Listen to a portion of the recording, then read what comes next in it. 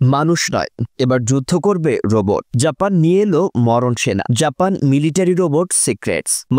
মানুষে মুখোমুখি যুদ্ধ করার দিন পৃথিবী অনেক আগেই পেছনে ফেলে এসেছে। এবার যুদ্ধের ময়দানে হবে মানুষ আর রোবটের লড়াই। এমনই এক যুগান্তকারী পদক্ষেপ নিয়ে গোটা দুনিয়ায় আলোচনার ঝড় বইয়ে দিয়েছে জাপান। বিশ্বের প্রতিরক্ষা খাতে প্রযুক্তির যে রূপান্তর ঘটছে তার নতুন মুখ যেন এখন জাপান। আর এই রূপান্তরের কেন্দ্রবিন্দুতে রয়েছে রোবট। একসময় যেটা কল্পবিজ্ঞান ছিল, আজ তা বাস্তবতার মাটিতে দাঁড়িয়ে যুদ্ধের ভবিষ্যৎ বদলে দিচ্ছে। 2024 সালে জাপান যে সিদ্ধান্তটি নিয়েছে তা শুধু একটি চুক্তি নয়, বরং পরবর্তী দশকের যুদ্ধ দর্শনের রূপরেখা। জাপান সরকার ইতোমধ্যে মিলরেম রোবোটিক্স ও রেইন মেটাল এর সঙ্গে চুক্তি করেছে দুই ধরনের স্বয়ংক্রিয় যুদ্ধ রোবট কেনার জন্য। রোবটগুলো থিমিস ইউজিবি ও মিশন মাস্টার এসপি মডেলের হবে। দেখতে ছোট ট্যাঙ্কের মতো এই রোবটগুলো শুধু নজরদারি বা পণ্য পরিবহনের জন্য নয়, বরং বিস্ফোরক নিষ্ক্রিয়করণ, আহত সৈন্য উদ্ধার এবং শত্রু মোকাবেলায় সহায়ক হিসেবেও ব্যবহৃত হবে। এই যন্ত্রগুলোতে রয়েছে নিজস্ব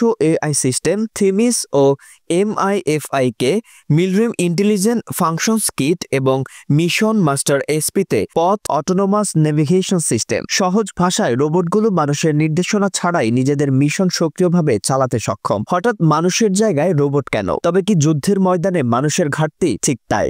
রোবোটিক প্রযুক্তির পেছনে জাপানের আগ্রহের বড় কারণ জনসংখ্যার ধস। 2023-24 সালের সরকারি পরিসংখ্যান অনুযায়ী দেশের কর্মক্ষম জনসংখ্যা দ্রুত হ্রাস পাচ্ছে। সুতরাং এই শূন্যতা পূরণে মেশিনের উপর নির্ভরতা বাড়ানো এখন সময়ের দাবি। জাপান যে শুধু বিদেশ থেকে প্রযুক্তি কিনেই বসে আছে, বিষয়টা এমন নয়, বরং এই রোবটগুলো এখন ট্রায়ালে থাকলেও ভবিষ্যতে জাপান নিজেদের উদ্ভাবিত কমব্যাট রোবট তৈরি করার দিকেও সুনজর দেওয়ার চেষ্টা করছে। রোবট তৈরির FY 2023 এর প্রজেক্টে জাপান সরকার 6 বিলিয়ন ইয়েন বা প্রায় 38 মিলিয়ন মার্কিন ডলার বাজেট বরাদ্দ করেছে এই রোবোটিক প্রযুক্তি নিজেদের আয়ত্তে আনার জন্য।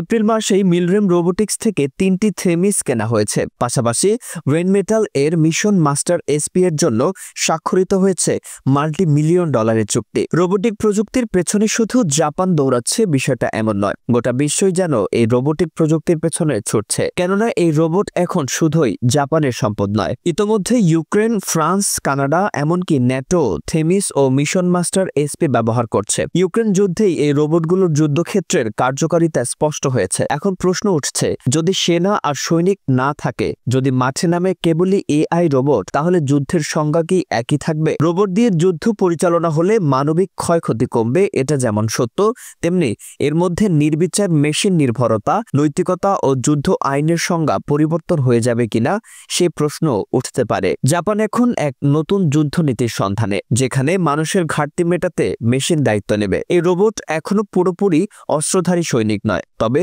সহায়কের ভূমিকায় বেশ সফল। কিন্তু খুব দ্রুতই হয়তো এই মেশিনগুলো মানুষের মতোই সিদ্ধান্ত নেবে, গুলি চালাবে, আর তাতেই যুদ্ধের মাঠে শুরু হবে এক নতুন অধ্যায়। আমরা হয়তো এক এমন ভবিষ্যতের দিকে এগোচ্ছি যেখানে সেনা শব্দটির মানে পাল্টে যাবে, আর সেই পরিবর্তনের অগ্রদূত হতে চলেছে জাপান। টেক অ্যাডভান্সমেন্ট বনাম মানবিক মূল্যবোধ, এই প্রশ্নের উত্তর এখন সময় দেবে।